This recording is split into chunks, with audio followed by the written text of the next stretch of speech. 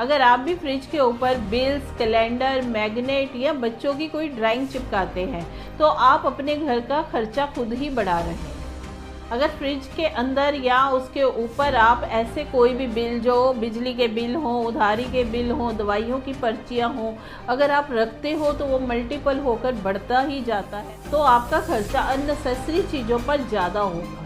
Fridge के ऊपर इतना कचरा लगाने से राहु का दोष बढ़ता है, घर के अंदर घुसते ही भारीपन आता है और नेगेटिविटी ज़्यादा होती है। आप सोचते रह जाओगे कमाई तो इतनी हुई, लेकिन ये पैसा जा कहाँ रहा है, तो यही कारण है। तो आप अपने ऐसे बिलों को या ऐसी ड्राइंग्स को फ्रिज के ऊपर से रिमूव कीजिए।